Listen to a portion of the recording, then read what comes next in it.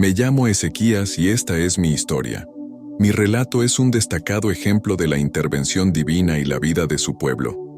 Mi nombre, Dios fortalece, cobra gran relevancia, ya que tuve que enfrentar numerosos desafíos en mi vida. El reino de Israel se hallaba fragmentado. La mayoría de los miembros de la tribu de Benjamín y la tribu de Judá se habían establecido en el reino de Judá, también conocido como el reino del sur de Israel, con Jerusalén como su capital. Las otras 10 tribus mantuvieron el nombre de Israel y formaron el reino del norte, con su capital en Siquem, en Samaria.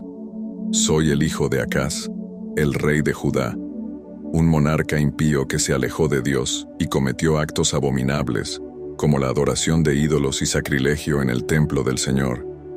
Desviándose por completo de los caminos del Señor, incluso sacrificó a sus propios hijos, continuando la práctica abominable que el reino de Israel había llevado a cabo durante mucho tiempo. Mi reinado comenzó cuando tenía 25 años, y a diferencia de mi padre, opté por un camino que honrara al Señor, siguiendo el ejemplo de mi ancestro, David. Eliminé los lugares de adoración pagana, derribé las imágenes y los ídolos, y corté los aserim, objetos de culto a la diosa pagana Asera. Esta deidad era adorada en forma de postes sagrados y asociada con la fertilidad. A pesar de las claras instrucciones de Dios, la adoración a Asera seguía siendo un problema constante en Israel, incluso cuando Salomón, en su apostasía, la introdujo en el reino. Esto lo erradiqué. Dios detesta la idolatría, y sus consecuencias caen sobre quienes la practican. El estado de los levitas y el templo era lamentable.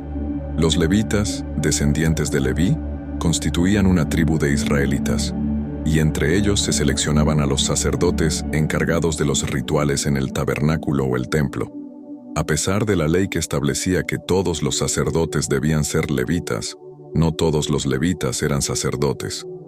Cuando Josué murió, la adoración a Asera se arraigó en Israel debido a la conquista incompleta de Canaán. Asera se representaba comúnmente como un poste sagrado erigido en honor a la diosa de la fertilidad. A pesar de las claras prohibiciones de Dios, la adoración a Asera era un problema constante en Israel. Cuando Salomón cayó en la idolatría, uno de los ídolos que trajo al reino fue Asera, conocida como la diosa de los sidonios. Esto fue lo que erradiqué. Dios detesta la idolatría, y aquellos que la practican provocan la ira divina. Lamentablemente, tanto los levitas como el templo estaban en un estado deplorable. Los levitas, descendientes de Leví, constituían una tribu de israelitas que se encargaban de diversas responsabilidades en el tabernáculo o el templo. Según la ley, todos los sacerdotes debían ser levitas, pero no todos los levitas eran sacerdotes. Incluso cerraron las puertas de la sala exterior, apagaron las lámparas y dejaron de quemar incienso y ofrecer sacrificios. Fue durante el reinado de mi padre que esto ocurrió. Comprendí que era necesario restaurar el templo, limpiarlo y asegurar su buen funcionamiento. Por eso, destruí la serpiente de bronce que Moisés había hecho, ya que hasta entonces los israelitas le quemaban incienso y la llamaban Nehushtan, una escultura de bronce. Qué lástima que el objeto que Dios había usado para liberar a su pueblo se hubiera convertido en un objeto de adoración. Reconocí que las calamidades que habían caído sobre Judá eran consecuencia de nuestra desobediencia. Decidí honrar a Dios y no seguir los pasos de mi padre, el rey Acaz. Exhorté a los sacerdotes y levitas a que se enfocaran en su llamado, ya que el Señor los había elegido. La restauración del templo y la renovación de la adoración fueron cruciales. Confié en el Señor, el Dios de Israel, y me aferro a Él.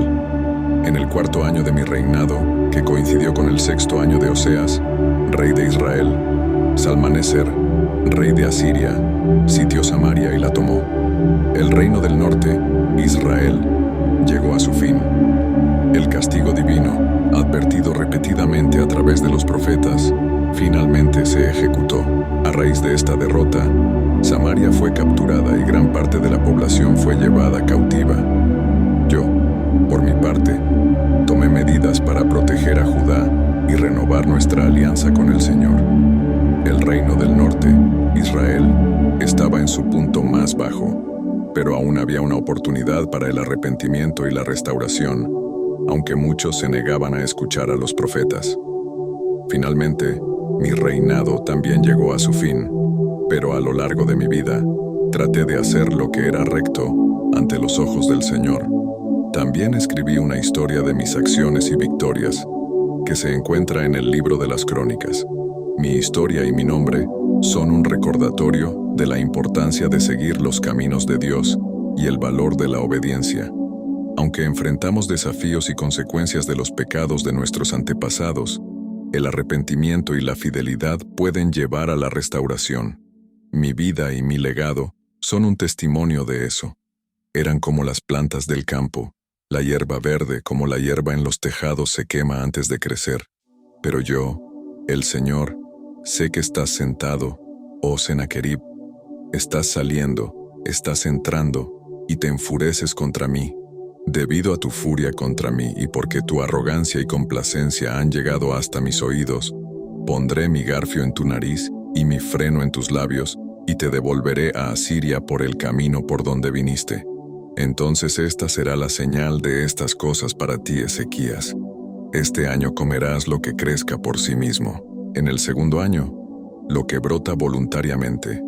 Y en el tercer año, sembrarás y cosecharás. Plantarás viñedos y comerás sus frutos. Los sobrevivientes que queden de la casa de Judá volverán a echar raíces hacia abajo y a dar fruto hacia arriba, porque un remanente saldrá de Jerusalén y un grupo de sobrevivientes del monte Sión.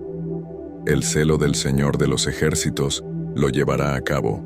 Por tanto, así dice el Señor sobre el rey de Asiria: no vendrá a esta ciudad, Jerusalén, ni disparará una flecha allí, ni se presentará ante ella con escudo, ni levantará contra ella rampa de asedio.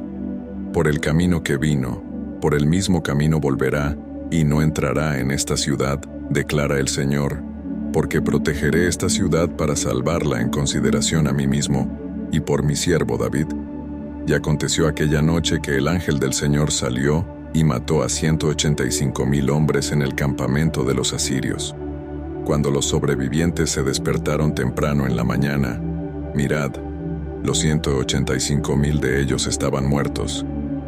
Este formidable ejército fue aniquilado en una sola noche por la simple y gran intervención de Dios. Contra todo pronóstico y contra toda expectativa, excepto la expectativa de la fe, el ejército asirio fue repelido sin siquiera haber disparado una flecha contra Jerusalén. Lo imparable fue detenido, y lo invicto fue derrotado. Dios pudo realizar esta tarea con facilidad. Para decirlo de otra manera, al Señor le costó mucho más conseguir que los corazones y las mentes de su pueblo estuvieran en el lugar correcto.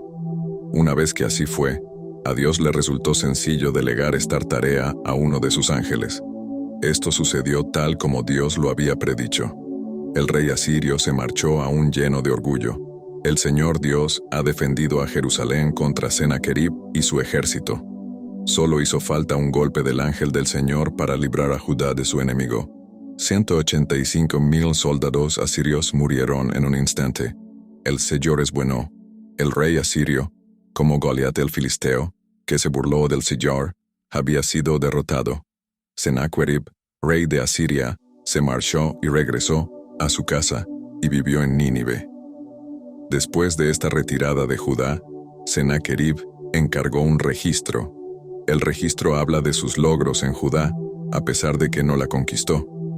Esto demuestra lo lleno de orgullo que aún estaba el corazón de Sennacherib, incluso si no podía afirmar que conquistó Jerusalén, y como sucedió, mientras adoraba en la casa de su Dios, sus hijos Adramelech y Sharezer lo mataron con una espada, y Asarjadón, su hijo, se convirtió en rey en su lugar. Dios destruyó este poderoso ejército en una noche con un simple y poderoso golpe. 185,000 murieron a manos del ángel del Señor.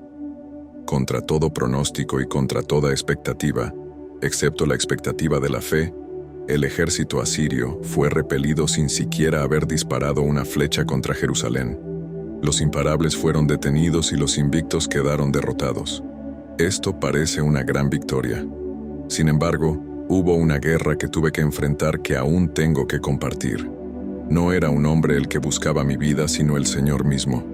En aquellos días yo estaba enfermo y cerca de la muerte, y el profeta Isaías, hijo de Amós, fue a verme y me dijo: «Así dice el Señor, pon orden en tu casa porque morirás y no vivirás». No a todas las personas se les da el tiempo para poner su casa en orden. ¿Saldría de esta con vida?